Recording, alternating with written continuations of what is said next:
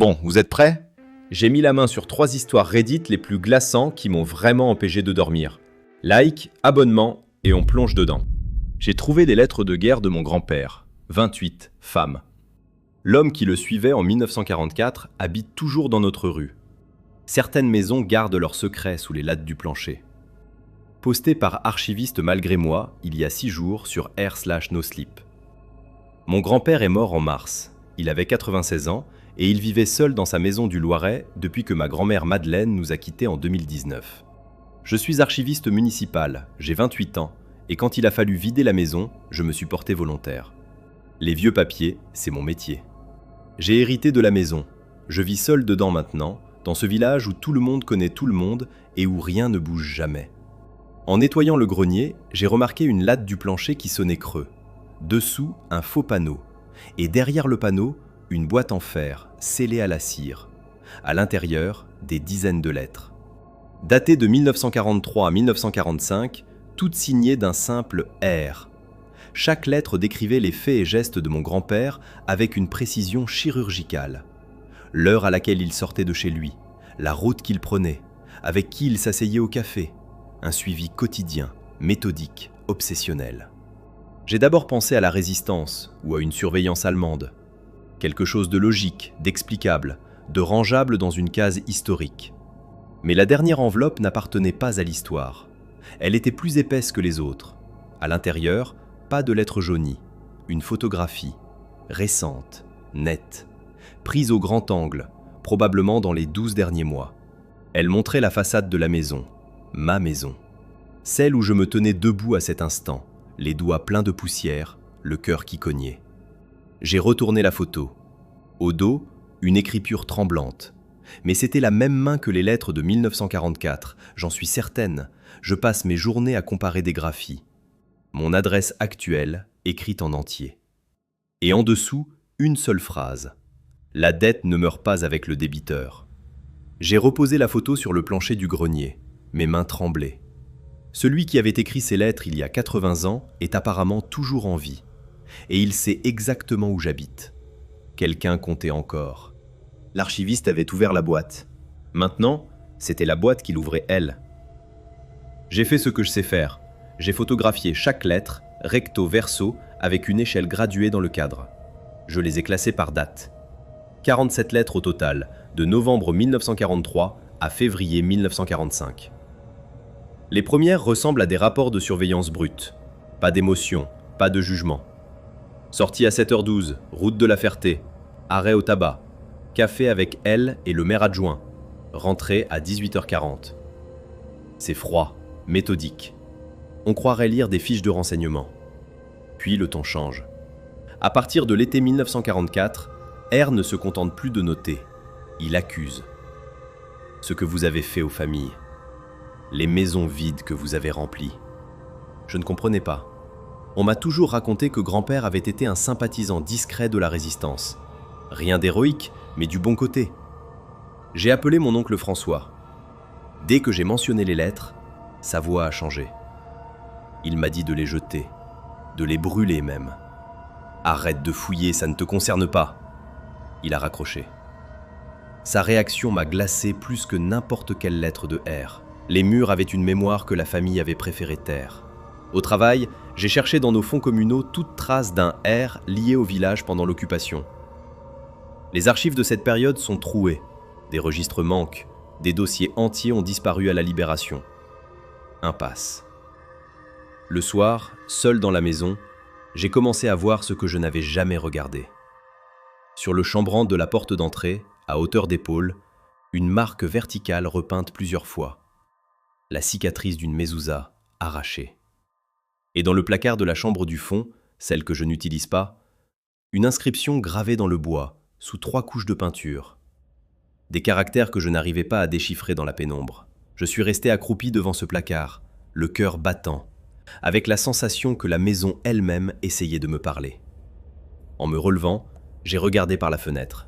Au bout de la rue, un vieil homme se tenait immobile sous le réverbère. Il fixait la maison, puis il s'est retourné, lentement, et il a disparu dans la nuit. Il connaissait cette maison mieux qu'elle. La peinture cachait des noms. Les noms cachaient des vies. J'y suis retourné avec un scalpel et une lampe frontale. Le placard de la chambre du fond, celui que j'avais à peine regardé en emménageant. J'ai gratté la peinture couche par couche, comme on dégage un document fragile. Sous le blanc, du beige. Sous le beige, du vert pâle. Et sous le vert, le bois nu, avec des caractères gravés au couteau. De l'hébreu, un prénom, un nom de famille et une date. 1941. Quelqu'un avait inscrit son existence dans ce mur avant de disparaître. Mon réflexe d'archiviste a pris le dessus. J'ai consulté les listes de déportation du Loiret, les convois passés par Pithiviers et Beaune-la-Rolande. 3 familles juives de mon village figurent dans les registres de 1943. Et la dernière adresse connue de l'une d'entre elles, c'est ici. C'est cette maison. J'ai appelé mon cousin Théo. Il a 31 ans, c'est le fils de François et on a toujours été proches. Je lui ai tout raconté. Il n'était pas surpris par la réaction de son père. Il a toujours été bizarre dès qu'on parlait de grand-père et de la guerre, mais il n'a jamais rien expliqué. Théo m'a promis d'insister auprès de François. 3 rues. Il n'avait jamais été loin. J'ai aussi décrit le vieil homme que j'avais vu sous le réverbère à ma voisine, Madame Girard. Elle n'a même pas hésité. « Ah, c'est le vieux monsieur Rosenberg. Il habite 3 rues plus loin. Il a toujours été là. » Rosenberg. R. Je suis resté figé dans son entrée, incapable de répondre. Ce soir-là, je me suis assise dans le salon avec les lettres étalées sur la table. Je les voyais autrement. Ce que vous avez fait aux familles. Les maisons vides que vous avez remplies. Je vis dans une maison qui a peut-être été volée à des gens qu'on a envoyés mourir. Et l'homme qui a écrit ces lettres, le fils, le survivant, celui qu'on n'a pas réussi à effacer, habite à 3 rues d'ici depuis toujours. Le fait que l'écriture soit identique après 80 ans, soit c'est le même homme, soit quelqu'un reproduit son écriture exprès. Les 2 options me glacent. La dette ne meurt pas avec le débiteur. J'ai lu ça et j'ai posé mon téléphone pendant 10 minutes. C'est pas une menace, c'est un constat. C'est pire. Vérifie les actes notariés de la maison. Si elle a été acquise entre 42 et 45 dans cette région, il y a de fortes chances que ce soit un bien spolié. Les archives départementales peuvent confirmer. C'est fait. L'acte de vente date de février 1944, prix dérisoire, signé par un intermédiaire.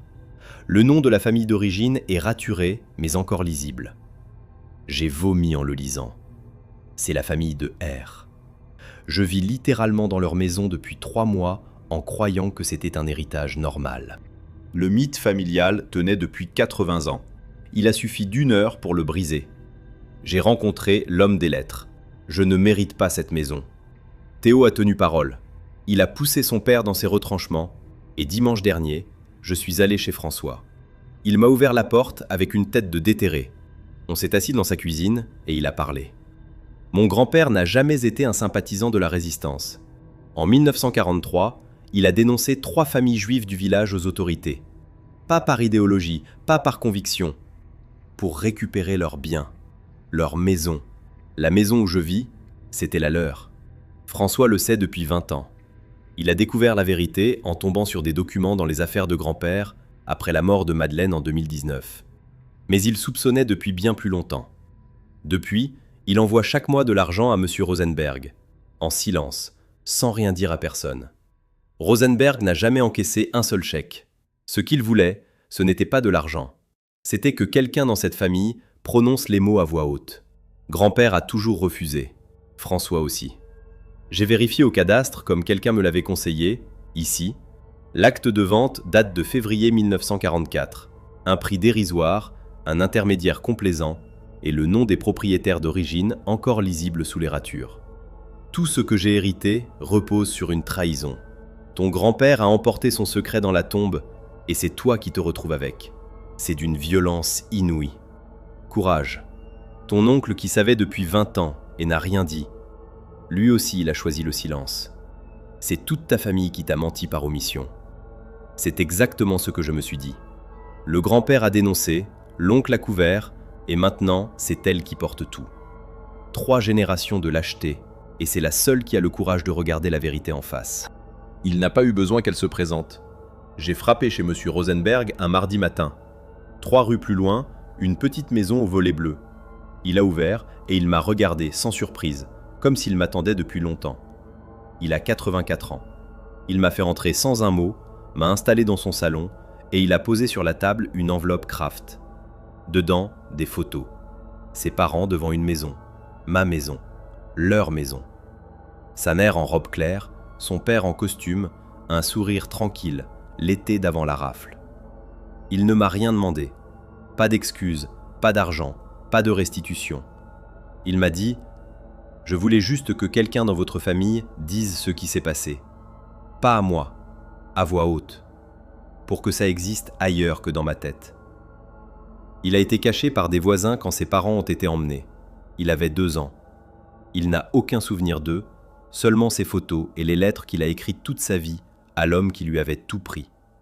Le plancher craquait comme un aveu. Je ne dors plus dans cette maison. La nuit, les lattes grincent et chaque pièce respire avec une mémoire qui n'est pas la mienne. Le prénom gravé dans le placard, la cicatrice de la mezouza sur le chambranle. Ce ne sont pas des indices, ce sont des preuves d'existence que mon grand-père a recouvertes de peinture pendant des décennies. J'ai contacté une avocate spécialisée dans les spoliations de guerre. Pas parce que la loi m'y oblige, mais parce que je ne supporte plus de dormir dans le silence de mon grand-père. Je ne sais pas ce qui va suivre. Restitution, vente, inscription au registre historique, mais je sais que je ne peux pas garder ce qui a été volé.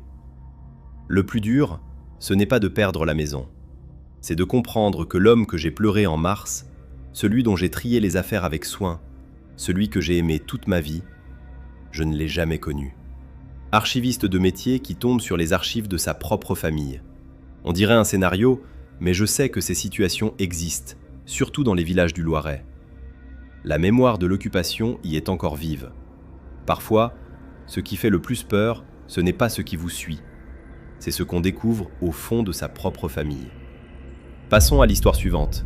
Ma coiffeuse, 31, femme, gardait mes cheveux coupés dans des bocaux étiquetés avec des photos de moi, 29, femme, prises en dehors du salon. Publié il y a 6 jours sur Air Let's Not Meet par Throwaway Veto 29. Je, 29, femme, vis seule dans mon appartement avec mes 2 chats et mon chien. Je suis assistante vétérinaire, je travaille en clinique depuis 5 ans. Il y a 18 mois, ma collègue Soraya m'a recommandé un petit salon de coiffure pas loin de chez moi, tenu par une femme qui s'appelle Mélanie. J'y suis allé la première fois sans trop y croire, juste pour une coupe rapide. Mais Mélanie avait ce don pour vous mettre à l'aise. Elle se souvenait de tout, le prénom de mes animaux, mes horaires, les petites galères du quotidien. À l'époque, je sortais d'une période très difficile. Mon ex-copain Thomas faisait l'objet d'une ordonnance de protection après des mois de harcèlement. J'avais besoin d'un endroit où baisser la garde. Le fauteuil de Mélanie, c'était devenu ça. Ses doigts dans mes cheveux, sa voix douce, ses questions attentionnées. Je lui racontais tout. Mon humeur, mes peurs, si je fréquentais quelqu'un. Je me sentais en sécurité. Ce soir-là, elle aurait dû rentrer directement. Un mardi soir, après ma séance, je suis rentré chez moi avant de réaliser que j'avais oublié mon écharpe au salon. Mélanie fermait tard, alors j'ai fait demi-tour. La devanture était éteinte, mais la porte n'était pas verrouillée. J'ai poussé en appelant son prénom. Pas de réponse. Au fond du couloir, la porte de l'arrière-boutique était entr'ouverte. J'ai juste voulu jeter un œil pour signaler ma présence.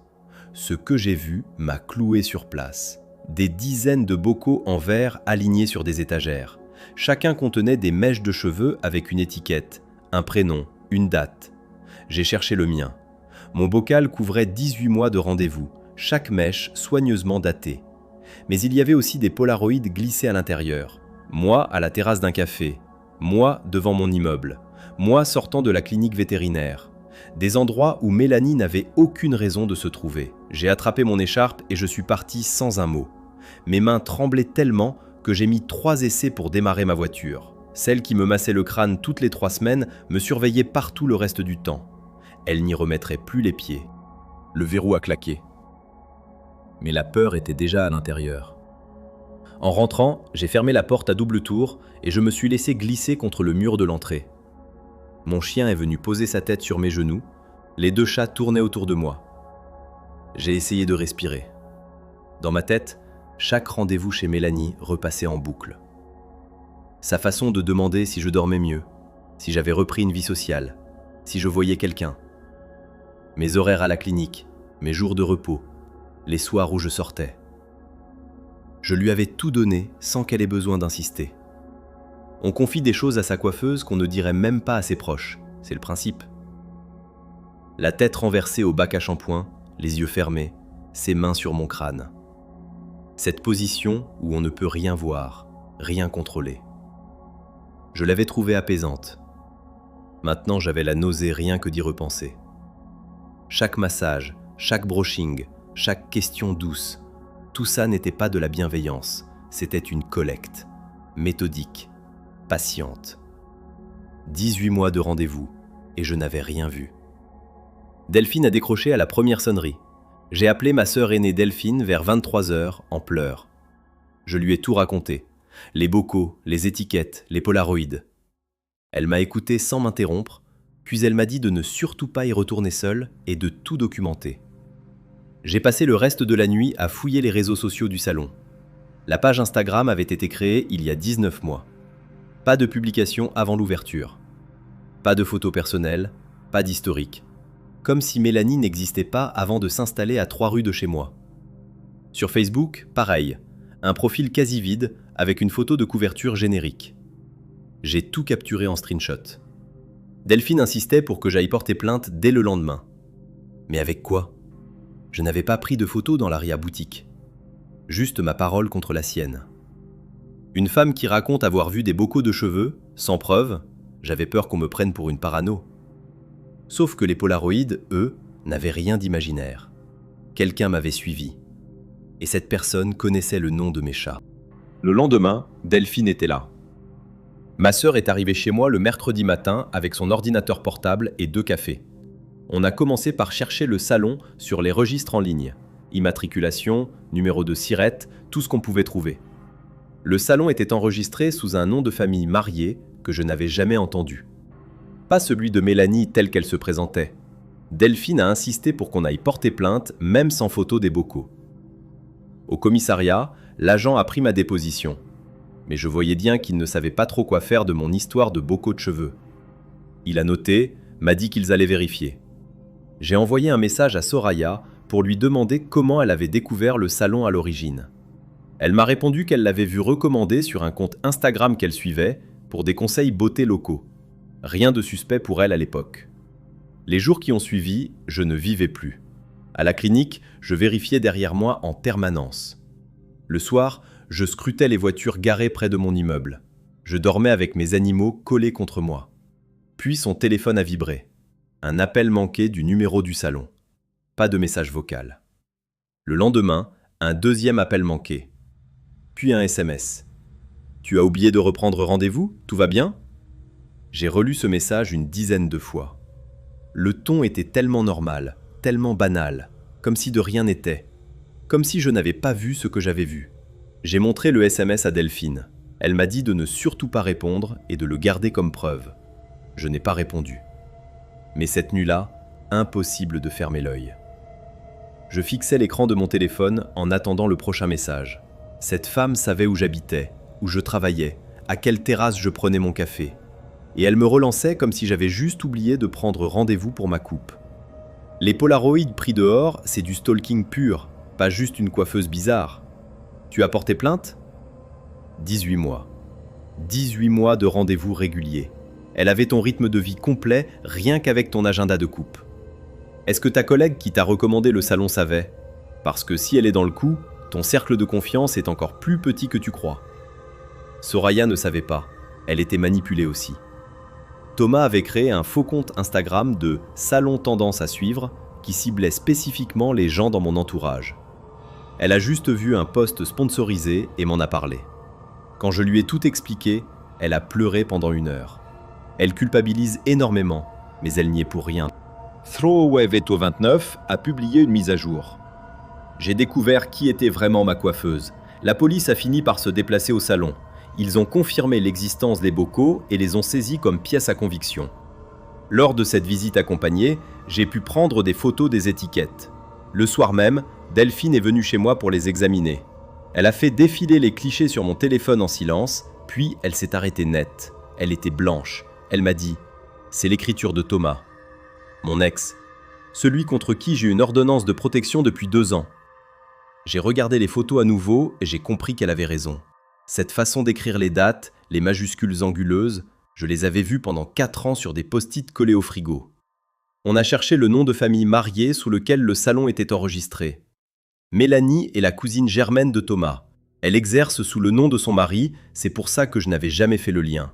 Chaque rendez-vous au salon était un rapport de surveillance. Mon humeur, ma couleur de cheveux, mes confidences répétées mot pour mot, tout remontait à Thomas. 18 mois d'intimité fabriquée, pas un geste n'était le sien. Je n'arrive toujours pas à formuler ce que je ressens. La tendresse de Mélanie, ses attentions, la façon dont elle me faisait sentir écoutée, rien de tout ça ne venait d'elle. C'était Thomas qui posait les questions à travers ses mains. Quand elle me demandait si je fréquentais quelqu'un, c'est lui qui voulait savoir. Quand elle notait mes horaires à la clinique, c'est lui qui les récupérait. J'ai passé 18 mois à me confier à mon harceleur sans le savoir, assise dans un fauteuil, la tête renversée en arrière, les yeux fermés. C'est du harcèlement par procuration. Mon avocate m'a expliqué le terme. Thomas n'a jamais violé l'ordonnance de protection lui-même. Il a envoyé quelqu'un d'autre le faire à sa place, quelqu'un que je laissais me toucher les cheveux en lui racontant ma vie. Le fait qu'elle étiquetait tes humeurs sur les bocaux me retourne l'estomac. C'est pas de la collection, c'est du profilage. Le détail qui me glace, c'est qu'elle te touchait la tête à chaque séance. Tu étais vulnérable physiquement et tu ne le savais même pas. C'est exactement ça. Un salon de coiffure, c'est un des rares endroits où on ferme les yeux, on se détend, on laisse une inconnue derrière soi avec des ciseaux. Quand cette confiance-là est trahie, c'est un niveau de violation que les gens sous-estiment complètement. Tout le piège tenait en un seul fil. L'ordonnance de protection a été étendue à Mélanie. Le salon fait l'objet d'une enquête pour complicité de harcèlement.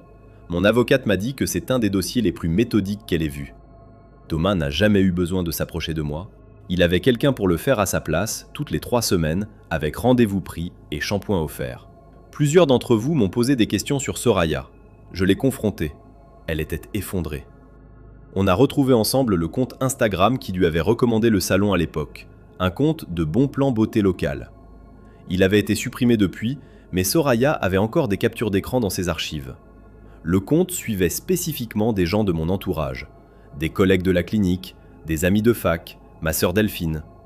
C'était Thomas.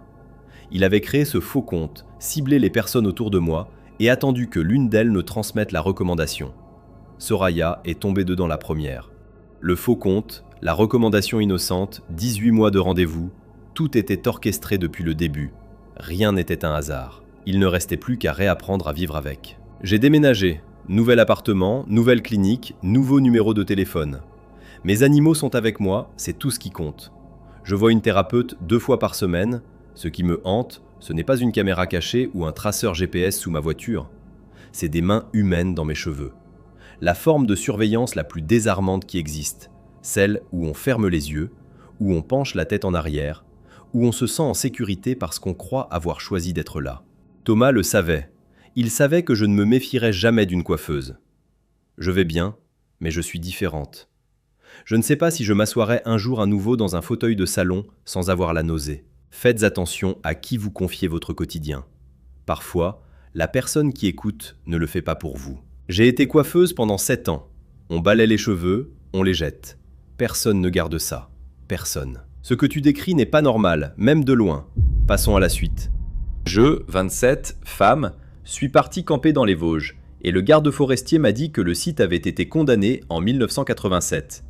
J'y ai quand même dormi 2 nuits. Certaines forêts ne veulent pas qu'on les oublie. Je m'appelle Clara, j'ai 27 ans, et je suis archiviste dans une mairie de l'Est de la France.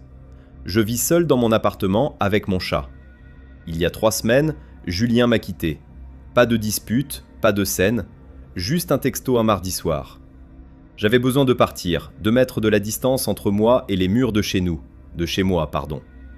J'ai trouvé une plateforme de camping sauvage autorisée et j'ai réservé un emplacement isolé dans les Vosges, en plein massif forestier. Le genre d'endroit sans réseau, sans voisins, sans bruit. Exactement ce qu'il me fallait. Quand je suis arrivé au départ du sentier, un homme m'attendait. Enfin, il ne m'attendait pas vraiment. Il était là, adossé à un poteau, en uniforme vert olive délavé. Un garde forestier, la soixantaine passée.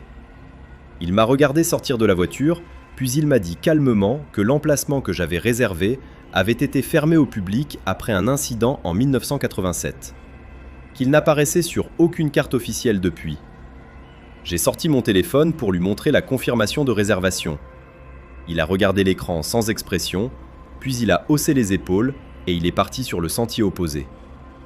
Le sentier était balisé, le foyer intact. Tout disait qu'elle avait sa place ici. Le chemin était parfaitement balisé, des marques fraîches sur les arbres, le sol tassé par des passages réguliers. Et le foyer de pierre au centre de la clairière, il avait clairement servi récemment. Des traces de cendres, du bois à moitié calciné. J'ai monté ma tente, allumé un feu, mangé mes conserves en regardant le ciel s'éteindre entre les sapins. J'ai pensé à Julien, un peu. J'ai pensé à Nadia qui m'aurait traité de folle. J'ai laissé le feu mourir et je me suis couché vers 22 heures. Je me suis réveillé à 3 heures du matin. L'odeur m'a frappé avant même que j'ouvre les yeux. Une odeur de bois brûlé, épaisse, suffocante, comme si quelqu'un avait alimenté un brasier juste devant ma tente. Mon feu était éteint depuis des heures. J'ai attendu, immobile, le cœur dans la gorge. Puis j'ai ouvert la fermeture éclair. Les pierres du foyer avaient été déplacées. Elles ne formaient plus un cercle. Elles formaient un nombre, disposé au sol avec une précision absurde. 87. Elle aurait pu partir. Elle aurait dû. Au matin, j'ai replacé les pierres en cercle. Je me suis dit que c'était un randonneur de passage, un gamin du coin, peut-être même le vent, allez savoir. On se raconte n'importe quoi quand on dort seul en forêt après une rupture. J'ai appelé Nadia vers midi, quand j'ai retrouvé une barre de réseau en grimpant sur la crête au-dessus du camp. Elle a ri. « Clara, tu t'es fait larguer par texto et maintenant tu joues à Beer Grylls dans les Vosges. Rentre !» Je lui ai paré des pierres. Elle a moins ri. « Rentre, sérieusement !» Mais je ne voulais pas rentrer. Rentrer, c'était retrouver l'appartement, le chat qui me regarde comme si j'étais pitoyable, le silence de Julien partout. Alors je suis resté. L'après-midi, j'ai exploré les alentours du sentier. À 300 mètres du camp, j'ai trouvé d'anciens balisages en métal, rouillés, à moitié avalés par l'écorce des arbres. Les troncs avaient poussé autour comme pour les digérer. Plus loin, un panneau en bois effondré dans les fougères. La peinture était presque entièrement partie, mais j'ai pu lire une date partielle, 198. Le dernier chiffre avait disparu sous la mousse. La deuxième nuit n'a pas attendu qu'elle s'endorme. J'ai refait du feu, j'ai mangé. Je me suis couché vers 21h30. Cette fois, je n'ai pas dormi. Vers minuit, les pas ont commencé. Pas un animal ne marche pas comme ça. C'était régulier, mesuré, humain. Un pas toutes les 2 secondes, en boucle autour de la tente. Toujours le même rythme, toujours la même distance. Je n'ai pas bougé, je n'ai pas respiré. J'ai compté les tours dans ma tête. 14, 15, 16. Puis j'ai arrêté de compter. Ça a duré des heures, ou peut-être 40 minutes, je ne sais plus. À l'aube, quand le silence est revenu, j'ai ouvert la tente. Les empreintes dans la terre humide formaient un cercle parfait autour de mon campement. Un seul cercle continu, régulier, comme tracé au compas. Et elle s'arrêtait net, au milieu d'un pas, comme si celui qui marchait avait simplement cessé d'exister à cet endroit précis. J'ai tout plié en 20 minutes. J'ai couru jusqu'à la voiture. Sur toute la route forestière, pendant 40 km de virages entre les sapins, j'ai eu la certitude que quelque chose me regardait depuis la lisière. Mon chat m'attendait derrière la porte. J'aurais voulu que ça me rassure.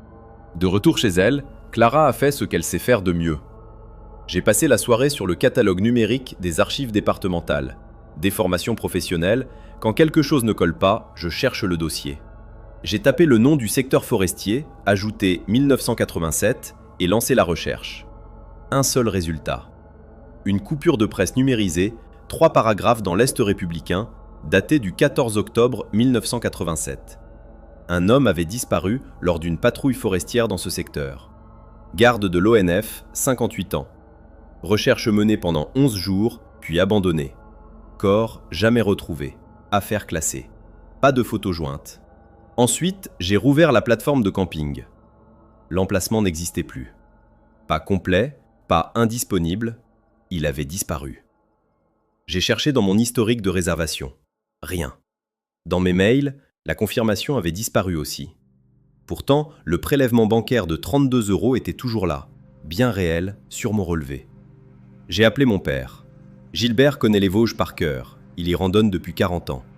Je lui ai raconté le séjour, les pierres, le panneau effondré. Il s'est tu. Puis, il m'a demandé le nom exact du secteur. Quand je le lui ai donné, le silence a duré trop longtemps. Il a changé de sujet. Elle a insisté, elle n'aurait peut-être pas dû. J'ai mentionné le garde forestier. L'homme en uniforme vert olive au départ du sentier. Mon père a dit, d'une voix que je ne lui connaissais pas, « On n'affecte plus personne là-bas depuis des années. » J'ai voulu poser une question, il m'a coupé. « Tu es rentré, c'est l'essentiel, on n'en parle plus. » Et il a raccroché. Mon père ne raccroche jamais comme ça.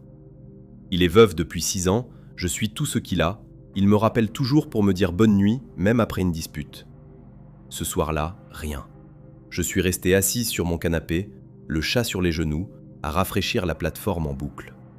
Je cherchais une preuve que cet emplacement avait existé, que quelqu'un l'avait référencé, que ma réservation avait été réelle. Mais il n'y avait plus rien. Comme si la forêt avait refermé la porte derrière moi. Le chiffre 87, avec les pierres, j'aurais pas dormi une seule seconde de plus. Tu es soit très courageuse, soit complètement inconsciente.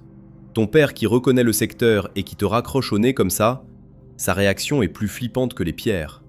Parle-lui en face, pas par téléphone, il te cache quelque chose. Le fait que la plateforme ait accepté la réservation me dérange plus que tout le reste. Quelqu'un a référencé cet emplacement. Quelqu'un de vivant. J'ai contacté la plateforme. Ils m'ont répondu que l'emplacement avait été ajouté par un partenaire local en septembre 2024, mais qu'ils ne retrouvent ni le compte ni l'adresse mail associée. Le profil créateur a été supprimé le lendemain de ma réservation. J'ai demandé l'IP de connexion, ils ne peuvent pas communiquer cette information. Je suis archiviste, je sais quand quelqu'un noie un dossier. Le visage dans le dossier, elle le connaissait déjà. Mon père refuse de parler de ce qu'on a trouvé sur l'arbre. Plusieurs d'entre vous m'ont dit de fouiller les archives physiques de mon lieu de travail. C'est ce que j'ai fait. J'ai accès aux fonds départementaux. C'est mon métier, je suis archiviste. J'ai retrouvé le dossier complet de la disparition d'octobre 1987. Et cette fois, il y avait une photo. Je l'ai reconnue immédiatement. Le même visage. Le même uniforme vert olive délavé, un modèle que l'ONF a retiré du service en 1993. L'homme qui avait disparu lors de cette patrouille avait 58 ans en 1987. L'homme que j'ai croisé au départ du sentier avait exactement cet âge. J'ai appelé l'antenne locale de l'ONF le lendemain matin. La responsable m'a confirmé qu'aucun garde n'était affecté à ce secteur depuis 2014. Personne. J'ai raccroché et j'ai fixé la photo pendant longtemps. Cet homme m'avait parlé, il m'avait regardé dans les yeux. Il avait haussé les épaules quand je lui avais montré ma réservation. Et il est mort depuis 39 ans. Elle est allée voir Gilbert. Il n'a pas eu l'air surpris. Je lui ai mis la photocopie sous les yeux. Il l'a regardée, il a posé ses lunettes et il s'est assis sans rien dire. Il ne m'a pas demandé d'où elle venait. Il n'a pas dit que c'était impossible. Il a dit « J'ai randonné dans ce secteur en 1986, une seule fois. J'ai gravé mes initiales sur un hêtre près de la clairière et je n'y suis jamais retourné. » J'ai demandé pourquoi. Il a secoué la tête. J'ai insisté. Il a fini par lâcher. Parce que quand je suis revenu à ma voiture ce jour-là, quelqu'un avait gravé quelque chose sous mes initiales. Et ce quelque chose n'aurait pas pu être là. Il a refusé de me dire quoi. J'ai passé 2 heures à le convaincre de m'accompagner. À minuit, il a accepté. On part demain matin. Archiviste qui tombe sur le dossier de la personne qu'elle a croisée en forêt. C'est exactement le genre de coïncidence qui n'en est pas une. Tu as vérifié si d'autres disparitions ont eu lieu sur ce site ? Je connais ce massif. Il y a des coins où même les locaux refusent d'aller.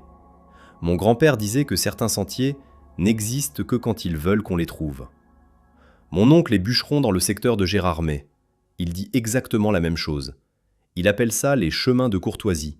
Tu les empruntes une fois et après, ils n'existent plus. Il refuse d'en parler plus que ça. Le foyer avait disparu. Comme s'il ne l'avait jamais attendu. On est arrivé à 8 heures du matin. Gilbert n'a pas dit un mot du trajet. La clairière était là, exactement où je l'avais laissée. Mais le foyer de pierre avait disparu. Pas éparpillé, pas recouvert. Disparu. À sa place, de l'herbe haute, des fougères, de la mousse installée depuis des années. Aucune trace de cendre, aucune terre retournée. Comme si personne n'avait jamais fait de feu ici. J'ai regardé mon père. Il était blanc. Il ne regardait pas l'endroit du foyer. Il regardait un hêtre à une dizaine de mètres sur la droite. Il s'est avancé sans me parler. Je l'ai suivi. Sur le tronc, à hauteur de poitrine, 2 lettres gravées dans l'écorce. G.M. Les initiales de mon père. Le bois avait poussé autour. Les bords étaient boursouflés, arrondis par 40 ans de croissance. Et en dessous, dans le même style de gravure, la même profondeur, la même inclinaison du trait, mon prénom. Clara. En entier. L'écorce avait cicatrisé autour des lettres exactement comme autour des initiales de mon père. Au moins 30 ans de repousse. J'avais 3 ans en 1996. Ce prénom était là avant moi. Gilbert a reculé d'un pas. Il n'a rien expliqué. Mon père a regardé l'arbre, puis il m'a regardé. Il a ouvert la bouche, il l'a refermée, et il est retourné vers la voiture. On a roulé 2 heures sans parler. Il m'a déposé devant mon immeuble. Avant que je descende, il a posé sa main sur mon bras et il a dit « Ne retourne pas là-bas ». C'est tout. Je suis monté chez moi. Mon chat dormait sur le canapé.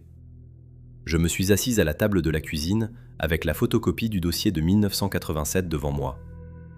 Le visage de l'homme que j'ai croisé au départ du sentier, le garde forestier, disparu depuis 39 ans, qui portait un uniforme qu'on ne fabrique plus, qui m'a dit de ne pas rester et qui m'a quand même laissé passer. Je ne sais pas s'il essayait de me protéger. Je ne sais pas si quelque chose de bien plus ancien a gravé mon nom dans cet arbre avant ma naissance et a attendu que je vienne le lire. Je ne sais pas laquelle de ces 2 possibilités est la pire. L'uniforme vert olive d'avant 93, ce détail me glace. C'est pas le genre de truc qu'on invente. Il savait ton nom avant que tu existes. C'est pas une hantise, c'est une invitation. C'était la dernière histoire pour aujourd'hui.